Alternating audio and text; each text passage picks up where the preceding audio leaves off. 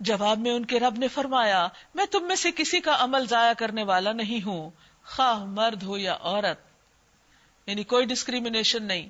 تم سب ایک دوسرے کے ہم جنس ہو، یعنی انسان ہو، دونوں قسم فرق ہے بس.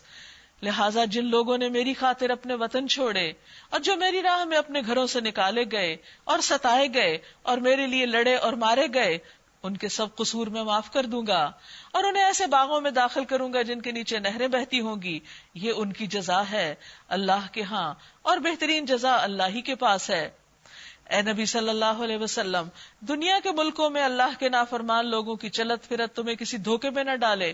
یہ محض چند روزہ زندگی کا تھوڑا سا لطف ہے، پھر یہ سب جہنم میں جائیں گے جو بدترین جائے قرار ہے، سوائے ان لوگوں کے جو اپنے رب سے ڈرتے ہوئے زندگی بسر کرتے ہیں. ان کے لیے ایسے باغات ہیں جن کے نیچے نہریں بہتی ہیں، ان باغوں میں وہ ہمیشہ رہیں گے. اللہ کی طرف سے یہ سامان ضیافت ہے ان کے لیے، اور جو کچھ اللہ کے پاس ہے نیک لوگوں کے لیے وہ سب سے بہتر ہے.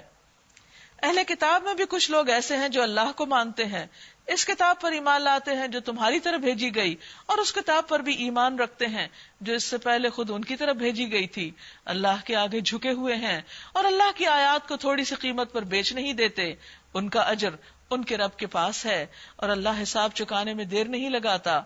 بلکہ ایک حدیث سے پتہ چلتا ہے کہ ان لوگوں کے لیے دگنا اجر ہے، کیونکہ وہ اپنے پیغمبر کو بھی مانتے ہیں اور ہمارے پیغمبر کو بھی، اور ایمان لے آئے.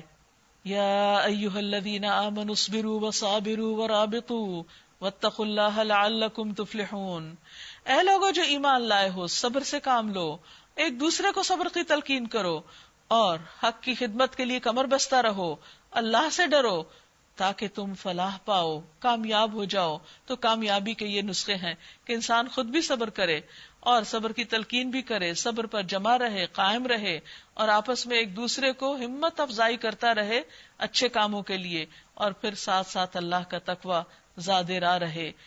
اگر یہ صفات انسان کے اندر ہو تو انسان کامیاب ہو جاتا ہے. سورۃ آل عمران کی یہ آخری آیات، نبی صلی اللہ علیہ وسلم جب تہجد کے لیے اٹھتے تھے تو یہ تلاوت کیا کرتے تھے، اور ان میں آپ دیکھیے کہ کس طرح غور و فکر کا بھی ذکر ہے اور اللہ کی یاد کا بھی ذکر ہے. دونوں چیزیں ساتھ ساتھ چلتی ہیں، اور پھر دعائیں بھی ہیں اور بہترین پیغام بھی ہے. اللہ تعالیٰ سے دعا ہے کہ وہ ہمیں بھی عمل کی توفیق عطا فرمائے.